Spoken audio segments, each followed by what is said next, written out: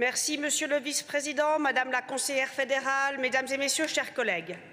Le sujet qui nous occupe aujourd'hui concerne plusieurs notions que nous souhaitons hiérarchiser. Il convient en effet de déterminer lequel du droit d'exercer sa religion ou celui des femmes à disposer d'elles-mêmes doit l'emporter sur l'autre. Sans surprise, nous estimons que c'est bien le sort des femmes qui doit s'imposer et, dans le cas présent, conduire à l'interdiction de la burqa. Ce vaste tissu constitue, à n'en pas douter, le symbole le plus éclatant, non pas simplement de la soumission de la femme, mais surtout de sa négation dans l'espace public. L'être humain réduit à l'état de voile noir, sans visage, sans droit, errant tel une ombre sans identité.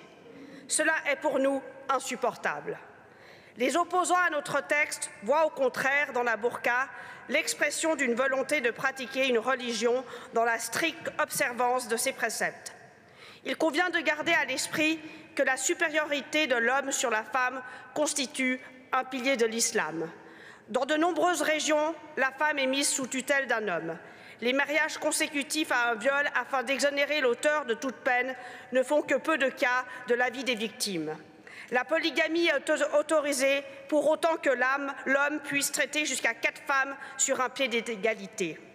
On ne peut que constater que la notion de droit de la femme en islam est très relative, l'intéressée n'exerçant sa liberté que dans un cadre restreint, ce qui devrait choquer à tous les moins chacune d'entre nous.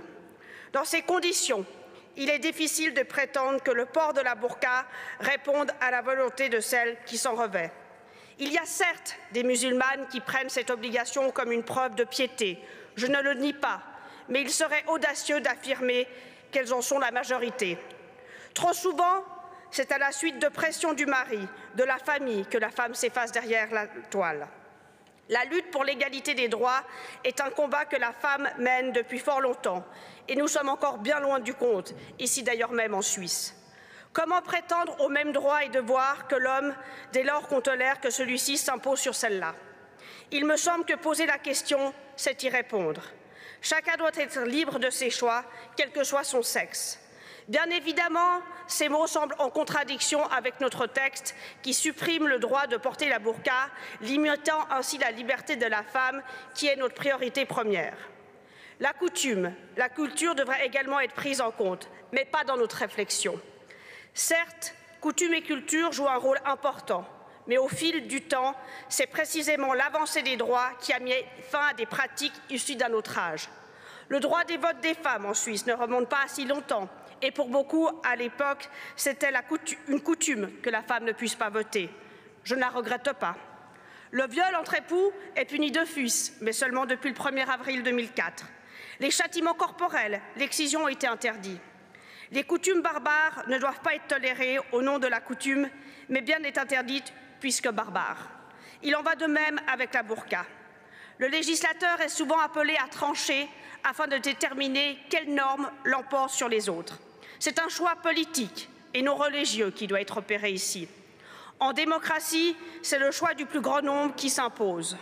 Dans le cas présent, il s'agit de trancher en faveur des femmes qui souhaitent se débarrasser d'un symbole venu des temps lointains ou au contraire favoriser les partisanes de la burqa. En tolérant la burqa dans l'espace public, on admet que chez nous, il reste possible de nier la femme en tant que personne. Certes, encore une fois, certaines le font par choix, mais leur attitude légitime l'homme qui souhaite transformer l'humain en morceaux de tissu. Bien évidemment, il est possible de prévoir que seule la burqa portée sous la contrainte peut être punie. Mais comment une femme suffisamment soumise pour porter la burqa contre son gré pourrait-elle aller signaler la chose aux autorités?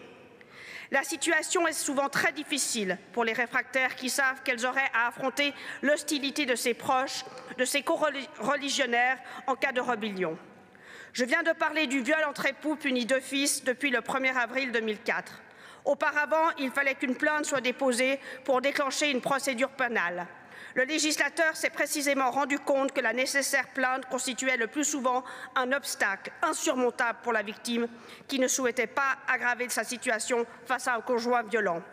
Il en va de même, mesdames et messieurs, aujourd'hui. Tolérer la burqa tant qu'aucune plainte n'a été déposée, c'est proposer ce qui ne marchait pas et a été corrigé ici même.